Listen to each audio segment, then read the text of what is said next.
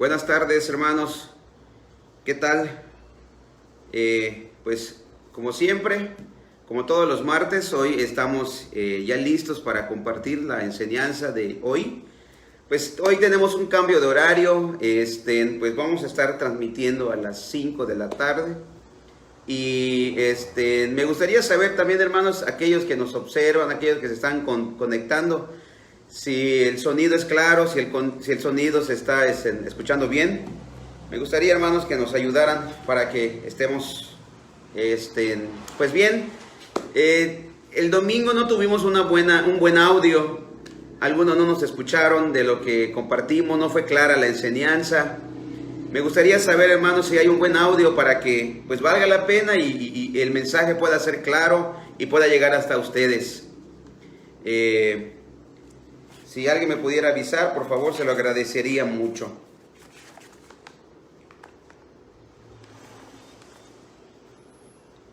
Bueno, pues me gustaría, hermanos, por esta ocasión repetir la enseñanza del domingo, ya que no estuvo muy bien el audio, y me parece muy importante, me parece muy interesante el tema que compartimos el domingo y me gustaría darlo.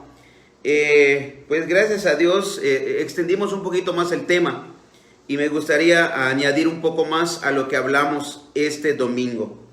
Le invito por favor que vayamos a la carta a Gálatas, ahí en el capítulo 1, por favor. Vamos a Gálatas, capítulo 1, versículos 6 al 9. Y el tema es el conocimiento del verdadero evangelio. Muchas gracias, hermano Juan Fernando. Muy bien, se está escuchando muy bien. Bueno, gracias por su información, su aviso. Vamos a leer ahí en Gálatas, por favor, capítulo 1, versículo 6 al 9. Voy a leerlo, dice así: Estoy maravillado de que tan pronto os hayáis alejado del que os llamó por la gracia de Cristo para seguir un evangelio diferente. No que haya otro, sino que hay algunos que os perturban y quieren pervertir el evangelio de Cristo. Note las palabras, por favor, del apóstol Pablo y de la preocupación que hay en él. Dice: hay algunos que os perturban y quieren pervertir el evangelio de Cristo.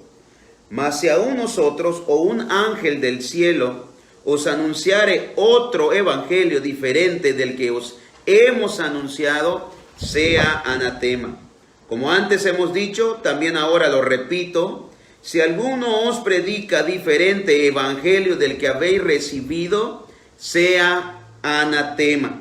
Bueno, pues como les decía, vamos a hablar hoy acerca del conocimiento del verdadero evangelio. Analizando las palabras del apóstol Pablo, de lo que Pablo acaba de leímos ahorita en Gálatas 1, 6 al 9.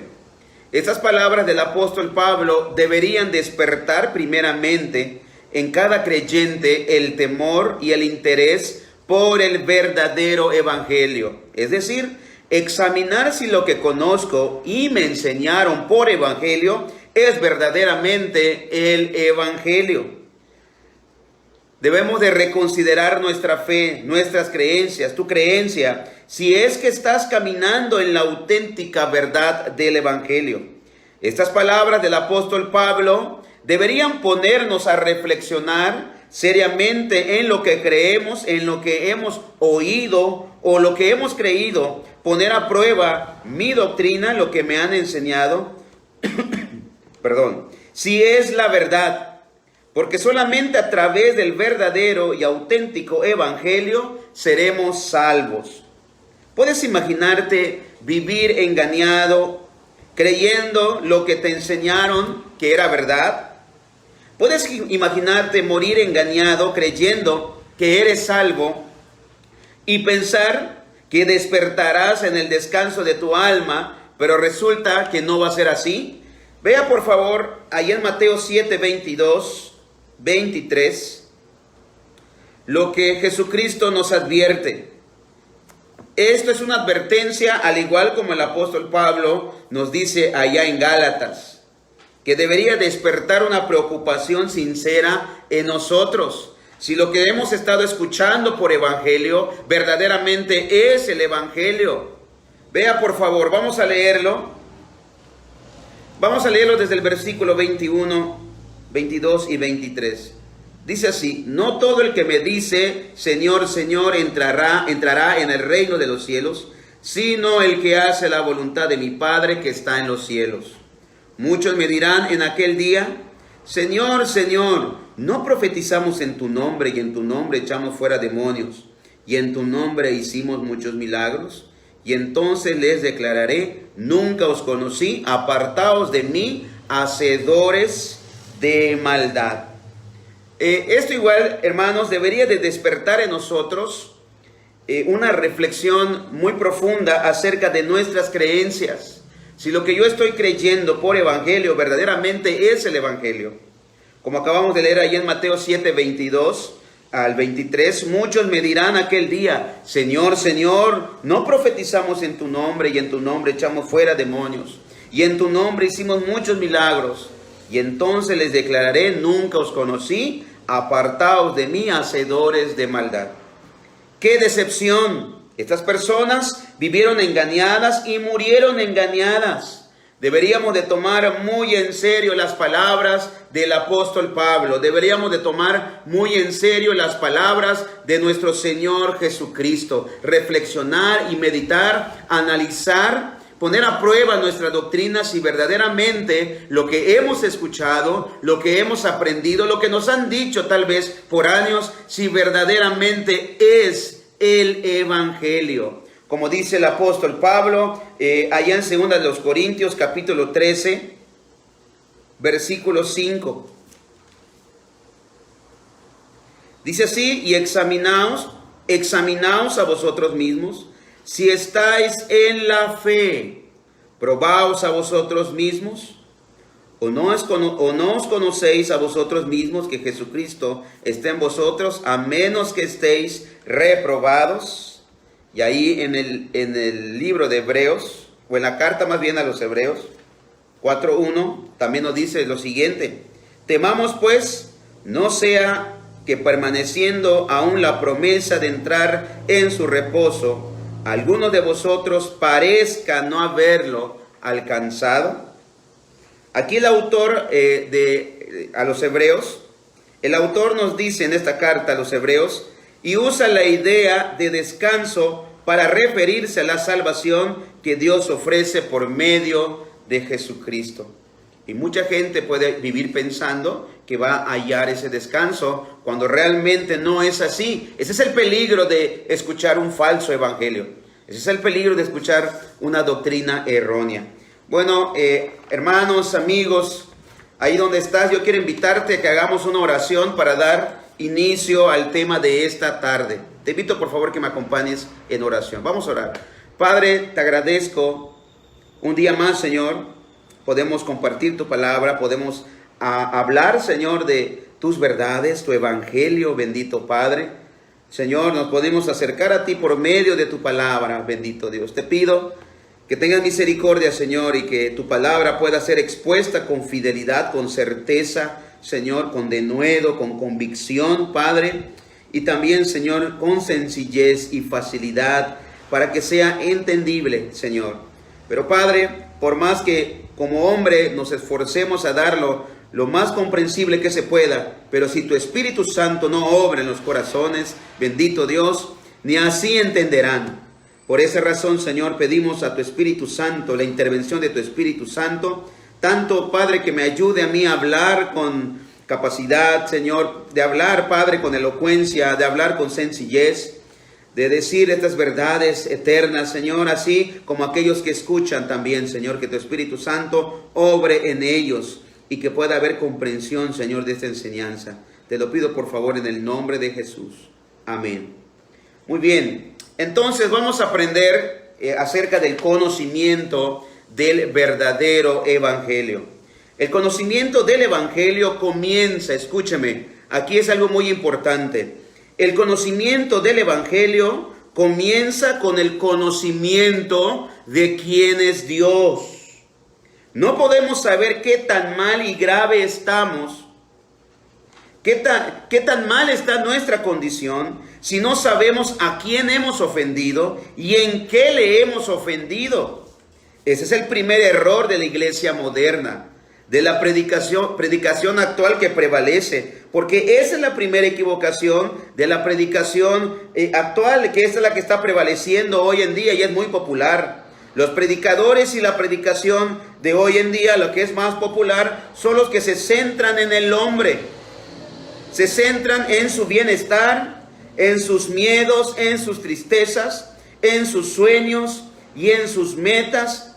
Se centran en la felicidad del hombre y aún ellos ofrecen soluciones para el miedo a la muerte. Pero tristemente no tienen en cuenta a Dios, que está ofendido por el ser humano y ni siquiera saben por qué está ofendido. Ni siquiera saben si está ofendido Dios. Al predicador humanista y cristiano humanista no le importa en absoluto Dios. Ellos solamente se preocupan por ellos mismos. Ellos solo quieren algo que los haga sentir bien, que los ayude a olvidar sus tristezas, que los ayude a olvidar sus amarguras.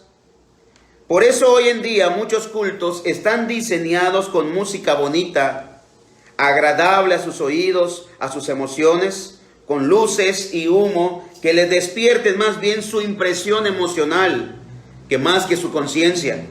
Ellos no están preocupados por Dios, ellos solo están preocupados por ellos mismos. Esta es una reunión antropocéntrica. Esas son las reuniones antropocéntricas. Esas reuniones se centran en el bienestar humano. Y eso no tiene nada que ver con la adoración a Dios. Quisiera mostrarte yo unos ejemplos en la Biblia. Por ejemplo, ahí en Mateo 16.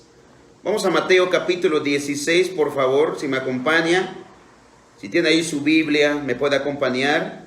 O si no, puede escucharlo. Mateo 16, versículo 21.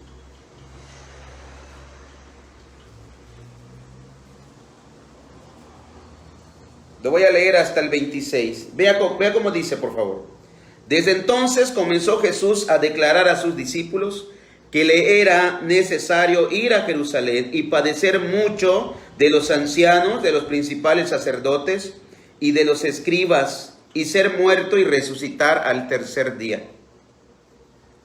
Entonces Pedro, tomándolo aparte, comenzó a reconvenirle diciendo: Señor, ten compasión de ti, en ninguna manera esto te acontezca. Pero él, volviéndose, dijo a Pedro: Quítate de delante de mí, Satanás, me eres tropiezo, porque no pones la mira en las cosas de Dios, sino en las de los hombres. Ahora quiero que usted observe algo interesante en lo que está pasando aquí con Pedro y Jesús.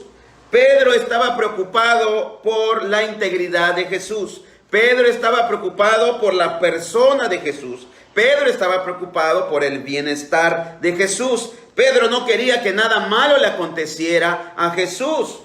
Y miren lo que Pedro trata de hacer: Señor, ten compasión de ti, en ninguna manera esto te acontezca. Humanamente podemos decir que la intención de Pedro era buena. La intención de Pedro pues era proteger a Jesús. Humanamente hablando, esto es algo correcto, podemos decir. ¿Es así o no es así? Observe por favor la respuesta y el comportamiento de Jesús. ¿Cómo responde Jesucristo a estas palabras? Que para un humanista las palabras de Pedro no son nada malas. No están mal estas palabras porque está preocupado por su maestro. Pedro está mostrando un sincero interés por la integridad de Jesús, por la persona de Jesús. Pero mire la respuesta de Jesús. Pero él, volviéndose, dijo a Pedro: Quítate de delante de mí, Satanás, me eres tropiezo. Y mira las palabras de Jesús: porque no ponen la mira en las cosas de Dios, sino en las de los hombres. Aquí podemos ver dos cosas. Jesucristo estaba viendo las cosas de Dios. Jesucristo estaba pensando en hacer y cumplir la voluntad de Dios, en los deseos de Dios. Pero Pedro estaba mirando las cosas de los hombres. ¿Te das cuenta aquí? Podemos ver la diferencia de lo que es un pensamiento humanista y de lo que es un pensamiento centrado en Dios. ¿Ya se dio cuenta de esta verdad? Vea qué peligroso es. Vea qué peligroso es el pensamiento humanista. El pensamiento humanista es tropiezo para cumplir la voluntad de Dios. Jesucristo mismo aquí reprende a Pedro con este comentario que le hizo, porque Jesús estaba preocupado más bien por cumplir la voluntad de Dios. Cumplir la voluntad de Dios, así si era necesario perder su vida. Que por supuesto Jesucristo para esto vino, para dar su vida por rescate de muchos. Ese es un ejemplo para nosotros, hermanos. Porque la predicación humanista solamente te va a hablar de tu bienestar. Solamente va a hablar y se va a enfocar en tu felicidad. Se va a enfocar en qué puedes obtener en ser cristiano. ¿Cuál es el beneficio que tú puedes tener en empezar a vivir una vida cristiana? Pero aquí estamos observando lo que el maestro, dónde debemos de tener puesta nuestra mirada, qué es lo primero en el evangelio, en qué consiste el sentido del evangelio. Y aquí que estamos observando, que debe de estar en primer lugar, ¿quién? Dios. La voluntad de Dios. Ahora, seguimos leyendo en el versículo 24 porque dice: entonces Jesús dijo a sus discípulos. Jesucristo aprovechó la ocasión para dar una enseñanza a los discípulos que también la aprovechamos nosotros. Y Jesucristo dice así: si alguno quiere venir en pos, ¿qué dice Jesús? Niéguese a sí mismo, tome su cruz y sígame. ¿Cuál es el enfoque humanista? ¿Cuál es el enfoque de la predicación humanista? Te dicen, ámate a ti mismo. Debes de amarte a ti mismo. Si tú no te amas a ti mismo, es imposible que tú logres las cosas. Y te piden también que confíes en ti mismo. Y si tú no confías en ti mismo, no vas a poder lograr tus metas. Ya sabes, como siempre, el pensamiento humanista siempre está centrada en el hombre. Siempre está centrada en el hombre. Pero aquí Jesucristo les dice claramente a sus discípulos: si quieren ustedes seguirme, lo primero que deben de hacer es negarse a sí mismo. Y dice: tome su cruz y sígame. Versículo 25: porque todo el que quiera salvar su vida, la perderá.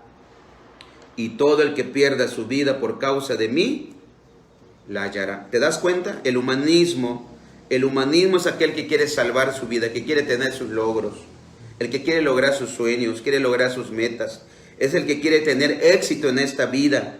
Pero aquí vemos dónde radica el verdadero problema, y en sí ese es el verdadero problema, porque el humanista nunca va a pensar en Dios. El humanista no tiene en cuenta a Dios. El humanista, ¿a quién tiene en cuenta únicamente? A él, al hombre. Esa es la predicación hoy en día, hermanos. Esa es la predicación hoy en día que prevalece.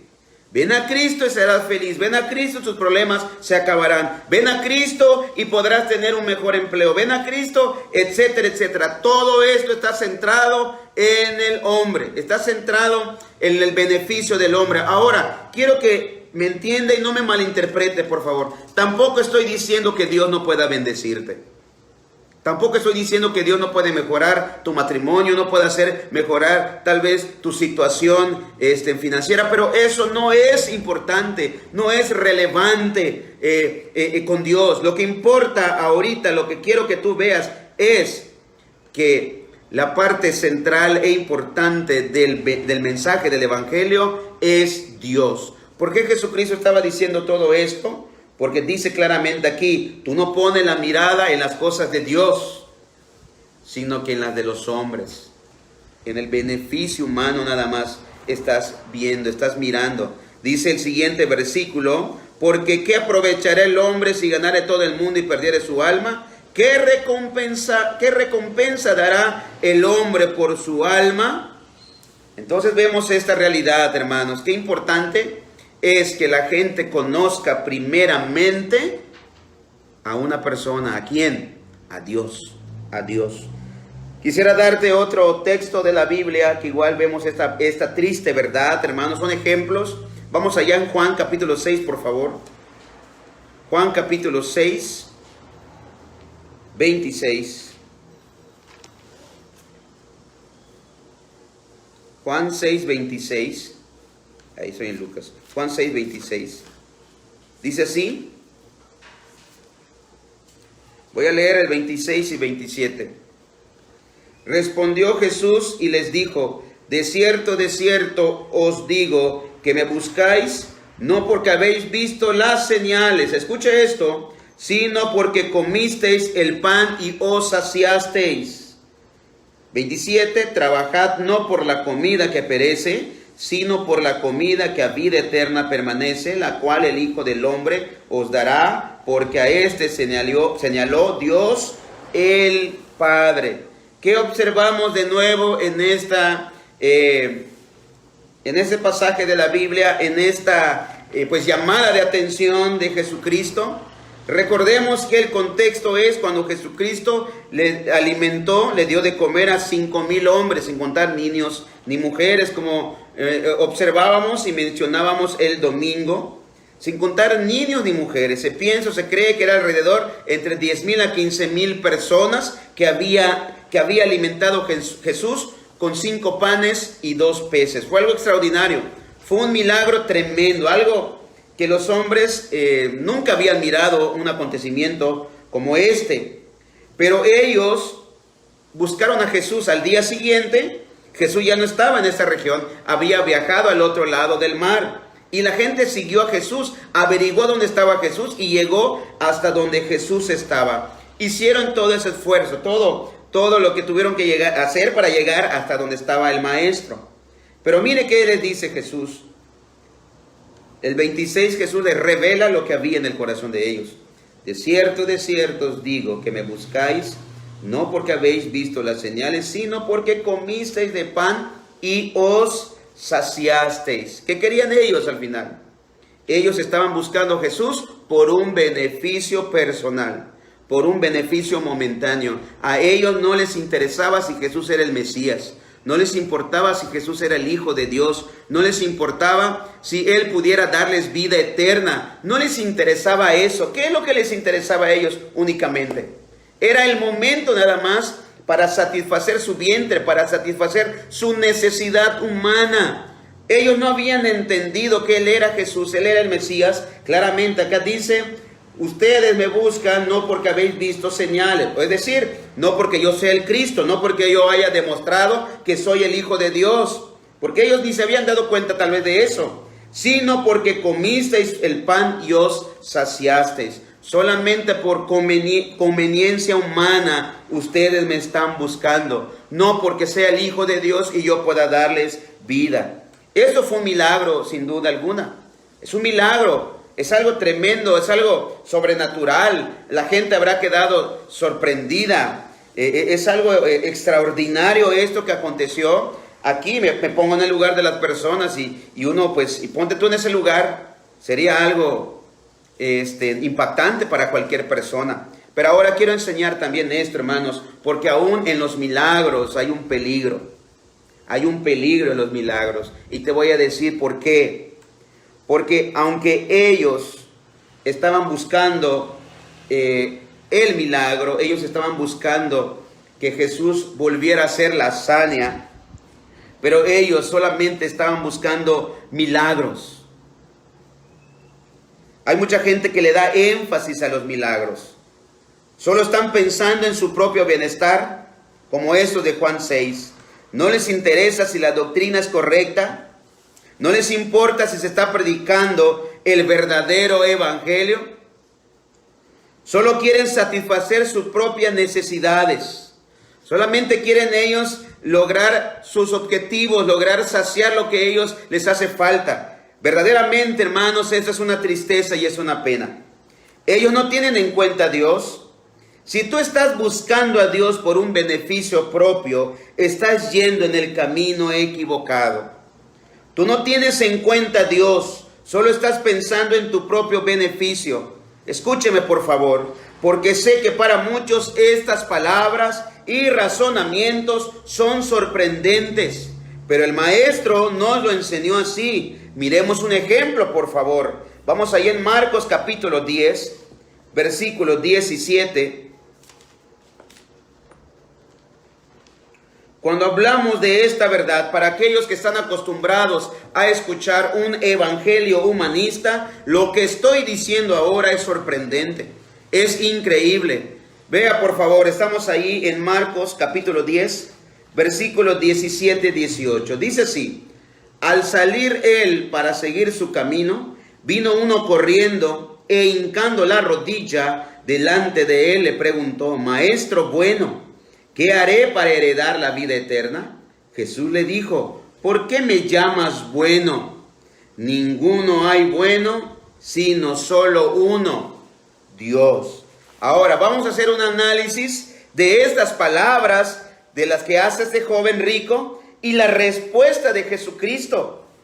Desde el principio de la conversación, dése cuenta de eso, Jesús quiso honrar a Dios y despertar respeto hacia su carácter santo de Dios. Jesús empezó su evangelismo llamando solemnemente la atención al atributo divino. Así que el joven vino, pero Jesús inmediatamente le llamó la atención para que él se fijara en el atributo de la santidad y la bondad de Dios. El joven de este pasaje había centrado su atención en su propia necesidad. El joven fue corriendo para satisfacer el temor que él tenía, tal vez, de la muerte, de la perdición eterna. El hallar una forma de heredar la vida eterna, tal vez él se acercó también, pero vamos a ver y vamos a comprender lo que está pasando aquí. Sin embargo, Jesús cambió el primer enfoque de la entrevista para fijarse en Dios y su gloria. Todo su mensaje estaba estructurado, el mensaje de Jesús estaba estructurado para honrar a Dios, su Padre. Pero aquel hombre quería una solución para su miedo a la muerte y al juicio. Pero había que poner el fundamento y resolver una importante cuestión. La respuesta de Jesús indicaba que él había venido para exaltar a Jehová, para declarar su nombre y para proclamar su bondad suprema. Su venida para salvar a los hombres estaba arraigada en esto. Su venida para salvar a los hombres está arraigada en la gloria de Dios. Predicar el evangelio siempre requiere una predicación y enseñanza, escucha bien, de los atributos de Dios. Cuando Jesús se encontró con la mujer samaritana junto al pozo de Jacob, allí en Juan capítulo 4, Jesús le dijo que Dios es espíritu. Jesús tuvo que decirle a la mujer que Dios es espíritu para que ella comprendiera cómo es Dios. Cuando Pablo se dirigió a una audiencia pagana en el Areópago de Atenas, allá en Hechos 17, tuvo que dedicar una parte extensa en su mensaje de evangelización a hablar del carácter de Dios que le era desconocido.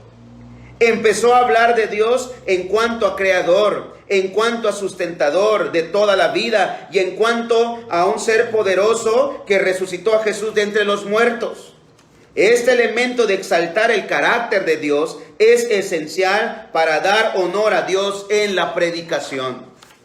Una gran parte de la predicación actual, tristemente, es anémica debido a la ausencia de la sangre vital de la naturaleza de Dios en el mensaje. Los predicadores modernos centran su mensaje en el hombre. Ellos dicen: el hombre ha pecado y ha perdido su gran bendición. Y si el hombre quiere recuperar esta inmensa pérdida, debe de actuar así y así y así. Pero el evangelio de Cristo es muy diferente. Lo estamos viendo ahorita en este pasaje de Marcos. El verdadero evangelio es muy distinto. Comienza con Dios y su gloria.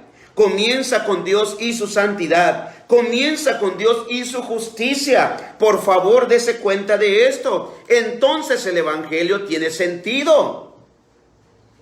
Si empezamos anunciando que Dios es santo, que Dios es justo, que la gloria de Dios es magnífica, y la gloria de Dios no permite mancha en su presencia, entonces el hombre, podemos entender que está un grave problema. El hombre no puede estar, no puede permanecer en la presencia de Dios.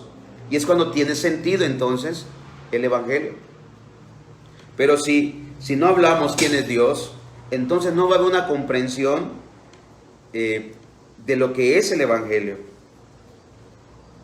El pensamiento humanista se centra únicamente en el carácter del hombre, en lo que el hombre puede obtener, en lo que el hombre puede lograr si busca a Dios. Pero aquí vemos la predicación de Jesús, que Él hizo que el joven pusiera su mirada en Dios. En Dios. Entonces, vemos que el Evangelio de Cristo comienza con Dios y su gloria. Comienza con Dios y su santidad. Comienza con Dios y su justicia.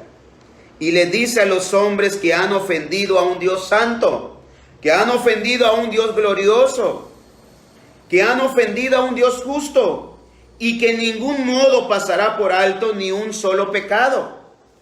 Le recuerda a los pecadores que la única esperanza de salvación se encuentra en la gracia y poder de ese mismo Dios ofendido. Fíjate qué interesante. Hemos ofendido a un Dios santo. Hemos ofendido a un Dios glorioso. Hemos ofendido a un Dios justo que no va a dar por inocente al culpable y ningún pecado pasará por alto. Y sucede algo más interesante, que la salvación se encuentra en ese mismo Dios que hemos ofendido. ¿Qué necesitamos hacer entonces? Clamar por misericordia. Clamar por misericordia y pedir a ese Dios que hemos ofendido que nos perdone, humillarnos. Hermanos, amigos, el Evangelio no es tan complicado de entender si razonamos y partimos desde donde debemos de partir. ¿No es así? Pero si empezamos con el hombre, entonces tenemos que explicar demasiado y no tiene mucho sentido al final. Pero vemos aquí como nuestro Maestro Jesucristo comenzó por donde debemos comenzar todos. ¿Dónde deberíamos de comenzar todos en la predicación del Evangelio? En Dios. Centrarnos en el carácter y los atributos de Dios.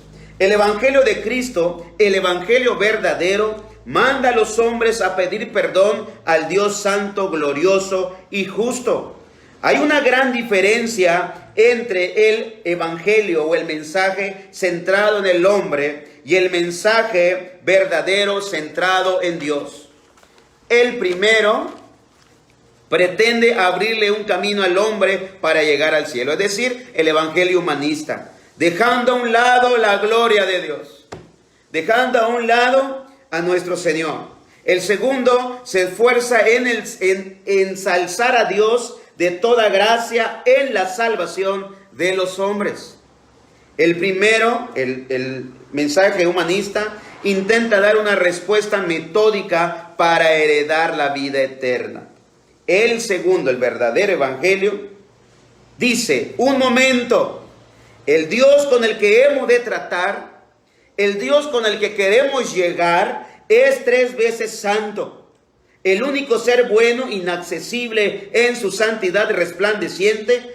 Ahora, olvídate de ti mismo y contempla a Dios santo de la Escritura, de las Escrituras. Entonces verás cómo verdaderamente eres una criatura en rebelión contra un Dios infinitamente puro. Tú aún no estás preparado para hablar de ti mismo y de la eternidad. El verdadero evangelio se va a centrar en una persona y no se va a centrar en la persona tuya o en la persona del hombre, sino se va a centrar en Dios.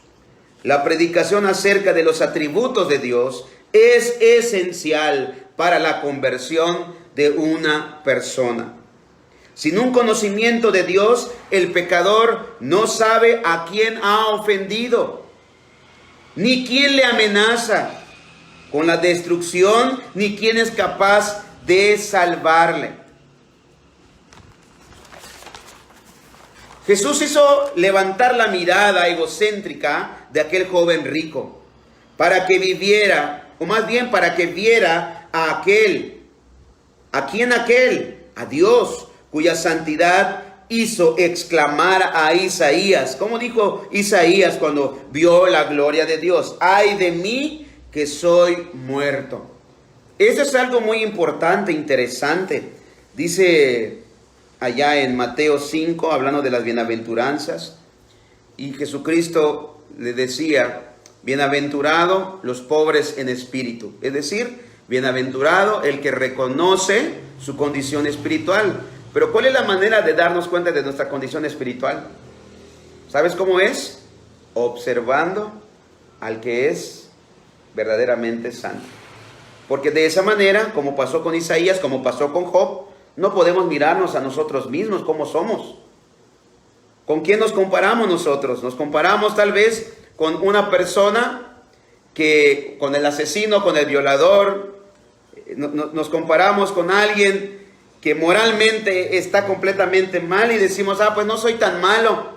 Pero cuando nos comparamos con el verdadero santo, con el Dios, entonces decimos, como Isaías dijo: ay de mí que soy hombre muerto. Entonces vamos a mirarnos tal cual somos cuando nosotros admiremos a ese Dios santo. Ahora bien, ¿es eso una parte secundaria del Evangelio? Hablar de Dios, hablar de los atributos de Dios. Si piensas así, entonces no entiendes en las cosas primarias de la fe. Aquel joven se acercó corriendo a Jesús porque entendía que había una probabilidad de que no pudiera heredar la vida eterna. Pero no entendía el por qué. ¿A quién había ofendido? No había remordimiento por haber ofendido a un Dios santo. Estaba dispuesto a hablar del Evangelio, o más bien estaba dispuesto a tener una plática de religión, pero ignoraba quién era Dios. ¿Cuánta gente habla de fe? ¿Cuánta gente habla tal vez de religión, pero ignora a Dios? No sabe quién es Dios. Estaba impaciente este joven por pedir los goces de la salvación, pero no podía confesar como David dijo: contra ti, solo he pecado y he hecho lo malo delante de tus ojos, como dijo David ahí en el Salmo 51:4. Y aquel joven no conocía a Dios, y a pesar de ser judío, escucha esto que es muy interesante, a pesar de ser judío, él no conocía a Dios. Usted sabe que un judío, desde que nace, le enseñan la ley de Dios. Ellos aprenden leyendo con la ley de Dios. Notemos un dato importante en el llamado del apóstol Pablo. Vayamos a ver este dato, por favor, allá en Hechos, capítulo 9, versículo 4. Hechos, capítulo 9, versículo 4.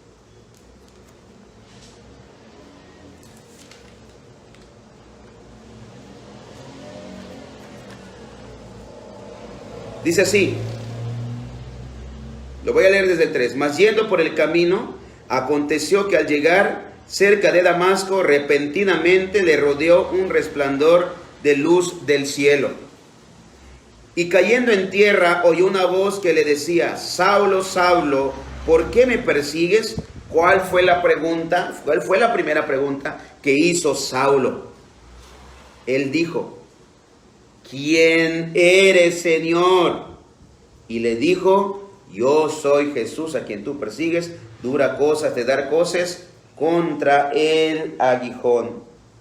Ahora bien, Saulo preguntó inmediatamente: ¿quién eres, Señor? Es decir, ¿a quién he perseguido? ¿Contra quién estoy yendo? ¿A quién he ofendido? ¿Qué ocurre con el joven rico? Regresando a la historia del joven rico de Marcos. Él se acercó corriendo a Jesús. Tenía una pregunta. Él no había visto la santidad trascendente de Dios. Ignorante de la indescriptible dignidad de Dios, era inconsciente de la enormidad de su pecado. Este joven no había amado a Dios con todo su corazón y no consideraba que ello fuese una negligencia criminal, porque nunca había contemplado la gloria de Dios. No estaba preparado para oír acerca del camino de salvación. Aunque esta persona era judío, vea por favor la actitud de Jesús, porque esta persona era judía. A pesar de esto, y probablemente él era una persona devota, Jesús no asumió que sabía quién era Dios, sino que él le dijo claramente que solamente hay uno bueno, Dios. De todas maneras, Jesús no asumió que él supiera o conociera a Dios, sino que él enseñó quién era Dios, hizo que su mirada se centrara en Dios. Necesitaba una instrucción sobre los atributos de Dios. Los predicadores de hoy cometen el grave error de suponer que los pecadores saben quién es Dios. La triste verdad es que en nuestra época, sabe menos que los judíos de los tiempos del Señor.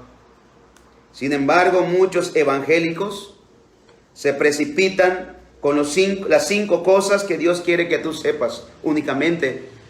Ellos hablan de estas 5 cosas que Dios quiere que tú sepas en estos 5 puntos, y según ya está predicado el evangelio. Todas ellas solo se centran en el hombre y completamente ignoran la pregunta: ¿quién es Dios? El pecador así tratado nunca comprenderá la gravedad de su situación. No sabe a quién ha ofendido, y esto es una tragedia.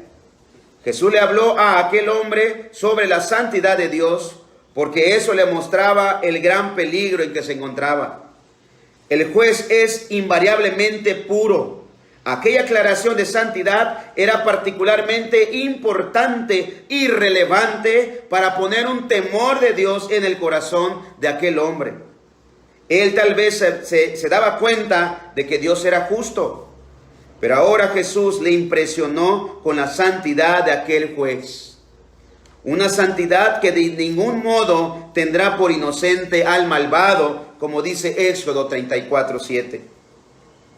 A muchos nos presentaron el evangelio así: Dios te ama y tiene un maravilloso plan para tu vida.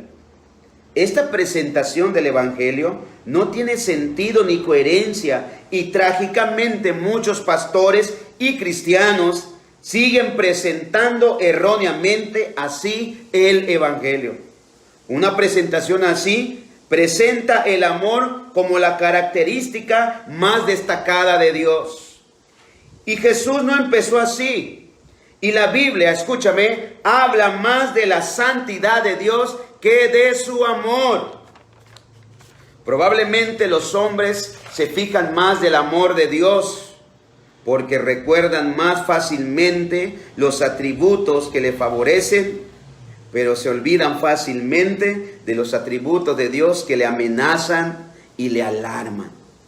Quizás por eso a los hombres no les gusta escuchar de la ira de Dios, no les gusta escuchar del juicio de Dios, no les gusta escuchar de la santidad de Dios. ¿Sabe por qué? Porque esos atributos de Dios amenazan al hombre. Porque el hombre no es bueno, porque el hombre no es santo, porque el hombre es injusto, porque el hombre es malo. Y eso amenaza a los hombres.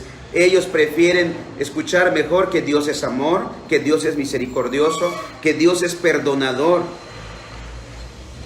Hay miles de pecadores que imaginan a Dios como si tuviera un atributo: el amor. Miles de pecadores solamente se imaginan que Dios solamente tiene el carácter del amor. Aunque eso es parte de la verdad, cuando no se toma toda la verdad completa, esa verdad incompleta se convierte en mentira. Sí, es cierto, Dios es amor, pero Dios no solamente es amor. Cuando se le dice al inconverso, Dios te ama, su mente imagina algo así: si Dios me ama, entonces nunca me haría ningún daño. Si Dios me ama, entonces Él no me va a enviar al infierno. Si Dios me ama, no va a permitir que me suceda ningún daño. Él no me va a dañar. Me ama con amor perdonador y misericordioso. Así que todo está bien con Dios y conmigo, porque Dios me ama.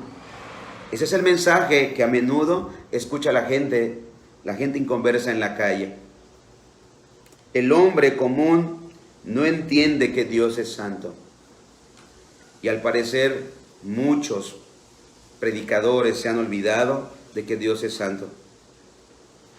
Y lo único que tiene en su concepto pervertido para el humanista es un sentimentalismo de Dios que todo lo acepta, que Dios todo lo permite, que Dios todo lo tolera. Y la predicación actual de muchos pastores y predicadores, tristemente y lamentablemente, ayuda a extender este concepto erróneo de Dios con su raquítica enseñanza de los atributos de Dios. Muchos predicadores no están hablando de Dios, no están enseñando quién es Dios, no están hablando de los atributos de Dios. Al decirle a un rebelde, Dios te ama y tiene un plan maravilloso para tu vida, es terriblemente desinformador. ¿Cuál es el concepto y la idea de un rebelde al escuchar esto? Pues si Dios me ama, entonces ¿cuál es el problema? Seguiré viviendo la vida que yo llevo entonces. La verdad es que Dios es santo. Y por consiguiente, en este mismo momento, Él está encolerizado con el pecador. Vea qué dice ahí en el Salmo 7:11. Por favor.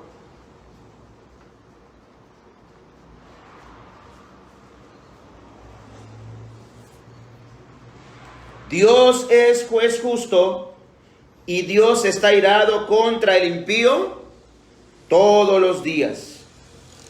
Si no se arrepiente, aquí tiene sentido entonces el arrepentimiento. Si te das cuenta, Él afilará su espada, armado tiene ya su arco y lo ha preparado. Asimismo ha preparado armas de muerte y ha labrado saetas ardientes. Tal vez tú te preguntarás, oyes, aquel que ha escuchado que Dios es amor, cuando le enseñas de esta parte del atributo de Dios, este hombre rebelde, que solamente ha escuchado que Dios es amor, ¿cómo va a reaccionar ante esta enseñanza de este atributo de Dios, de la santidad de Dios, de la justicia de Dios? Va a decir, no, esto que tú me estás diciendo no es el Dios que me hablaron. Y verdaderamente así es. Mucha gente está siguiendo a un Dios imaginario. Está siguiendo a un Dios que no existe. Solamente existe en su imaginación. Ese Dios que solamente es amor y tolera todo el pecado del mundo. Ese Dios no es el Dios de la Biblia. Por eso es importante que conozcamos a Dios. ¿Quién es Dios? ¿Quién es Dios? Así que Dios es santo y Él castigará al pecador, a menos que se arrepienta y confíe en Jesucristo.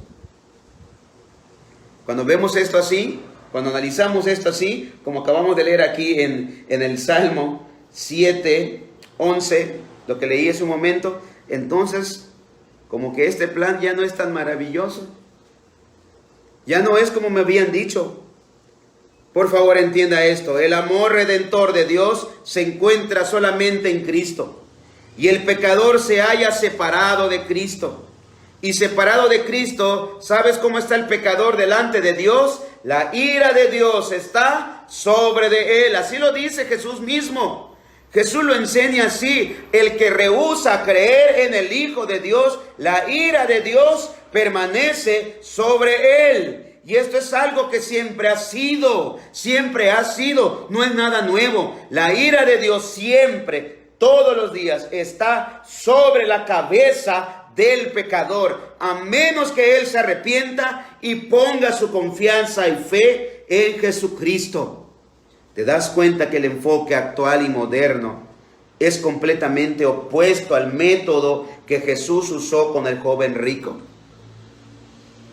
Jesús no le tranquilizó en su ignorancia, sino que inquietó su temor predicándole que Dios es esencialmente bueno, es decir, santo, santo. Yo me ponía a pensar, muchas veces yo he pensado esto, lo que dice ahí en Santiago 2:19, si me acompaña por favor, ahí en Santiago 2:19.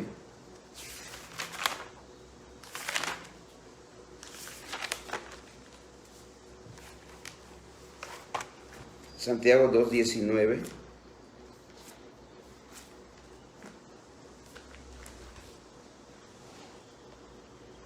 Dice así: ¿tú crees que Dios es uno? Bien haces. También los demonios creen y tiemblan. ¿Por qué tiemblan los demonios?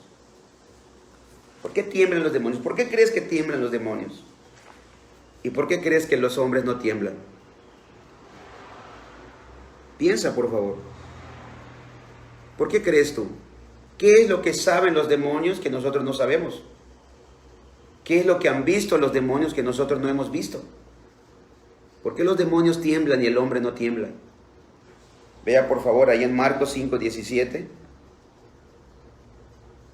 Marcos 5:17.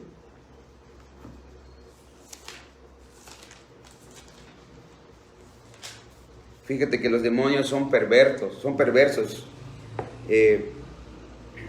Es completamente ellos a la santidad de Dios.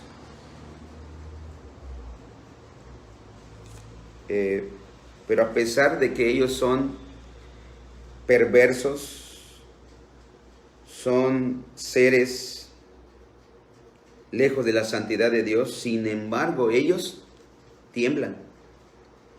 Leemos por favor ahí en Marcos 5:17. Y comenzaron a rogarle que se fuera de sus contornos. El 7 por favor. 7.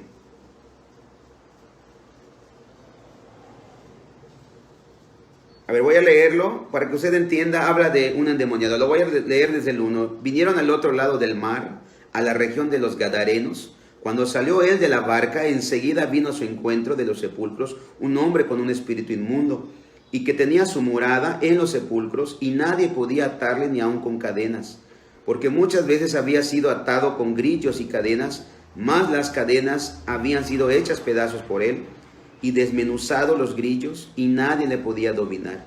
Siempre de día y de noche andaba dando voces en los montes y en los sepulcros, e hiriéndose con piedras.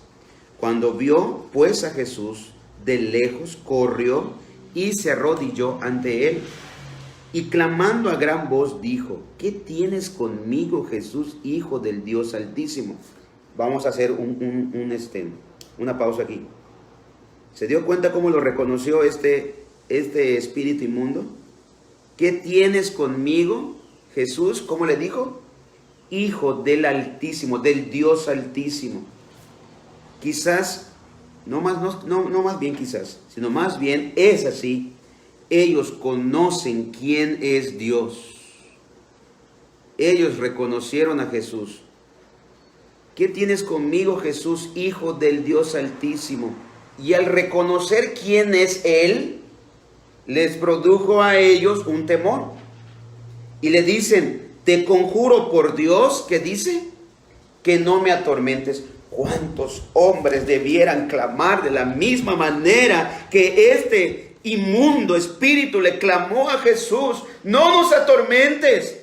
Pero aquí también vemos otra realidad. Ellos no se pueden arrepentir. Aquí también decimos que el arrepentimiento es un regalo, es algo que Dios concede únicamente a los hombres. Él nos ha dado la oportunidad para arrepentirnos, algo que los demonios no pueden hacer, aunque ellos teman, aunque ellos tiemblen, no se pueden arrepentir. Así que a los hombres Dios nos ha dado este don del arrepentimiento. ¿Cuántos deberíamos de clamar? ¿Cuántos deberían de clamar como este demonio clamó? No nos atormentes antes de tiempo. Por favor, veamos otro pasaje. Porque el reconocimiento de este espíritu inmundo acerca de Jesucristo es debido a los atributos. Ellos saben que serán destruidos. Ellos son seres despiadados, inmundos, rebeldes, mentirosos, lujuriosos. Seres que buscan alabanza que solamente le corresponde a Dios. Son tentadores, etcétera, etcétera. Vea que dice ahí en Marcos capítulo 1, versículo 24. Mire qué dice, por favor. Diciendo, ¿qué tienes con nosotros, Jesús Nazareno? Has venido para destruirnos. Ahora, ¿por qué los va a destruir Jesús? Ellos reconocieron que era Jesús. ¿Qué dice? Sé quién eres. ¿Y cómo respondieron ellos? ¿Qué vieron en ellos? ¿Qué vieron ellos en Jesús? Eres el Santo de Dios. Y como eres el Santo de Dios, porque eres el Santo de Dios, nos vas a destruir a nosotros, dice el demonio, que somos inmundos. El reconocimiento de la santidad de Dios, el reconocimiento de este atributo de Dios, entonces por tanto produce temor en el pecador. Por eso los hombres necesitan conocer y escuchar quién es Dios. Sus atributos, no importa la persona que sea, háblale quién es Dios, que ellos conozcan quién es Dios. El conocimiento de Dios, entonces, es la salvación a los hombres. El conocimiento de Dios. Ellos saben que serán destruidos y atormentados eternamente porque Dios es santo. Ellos son todo lo contrario de lo que Dios es. Y lo mismo hará Dios con todos aquellos que no sean santos como Él. Allá en Mateo 5:41. Veamos, por favor, vayamos rápidamente.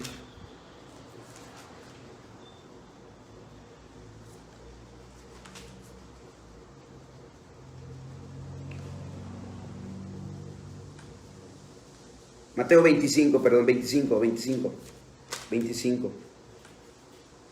Dice, entonces dirá también a los de la izquierda, apartaos de mí, malditos, al fuego eterno, preparado ¿para quién? Para el diablo y sus ángeles. ¿Por qué ellos irán ahí? Porque el carácter de ellos es completamente contrario al de Dios. ¿Quiénes irán con Dios? Aquellos que logren o aquellos que tengan la santidad de Dios. En Apocalipsis 12:9, por favor, vemos. Ya me marcó que tiene un 20%. Apocalipsis.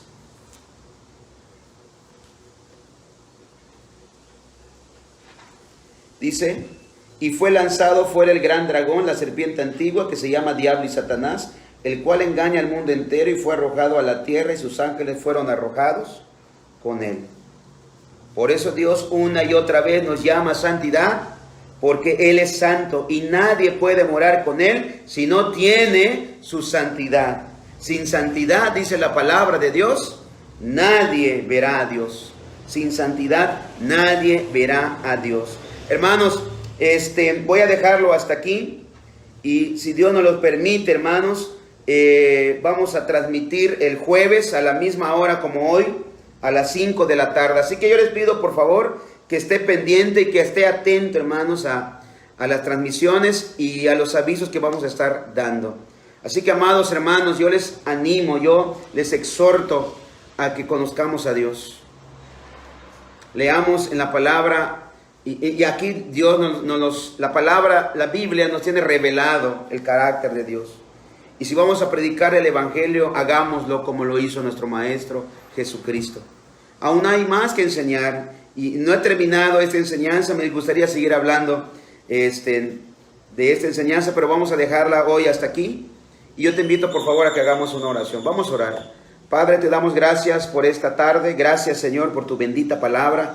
Gracias, Señor, por tu verdad eterna, bendito Dios. Que pueda haber el entendimiento, la comprensión, Señor, en las conciencias y en las mentes de mis hermanos. Que tu Espíritu Santo, Señor, obre en cada vida, Señor, en cada corazón que he escuchado esta transmisión. Por favor, bendito Dios, que tu Espíritu Santo, Señor, actúe. Te lo pido, por favor, que tu misericordia obre en las vidas, Señor, y que pueda haber, Padre, un entendimiento y una comprensión acerca de ti, Señor, de tu persona, de tus atributos. Bendito seas, Padre. Gracias, Señor, en el nombre de Jesús. Amén. Amén. Muy bien, amados. Dios les bendiga. Ya sí. No, lo vas a eliminar así. ¿Finalizar? Finalizar, sí.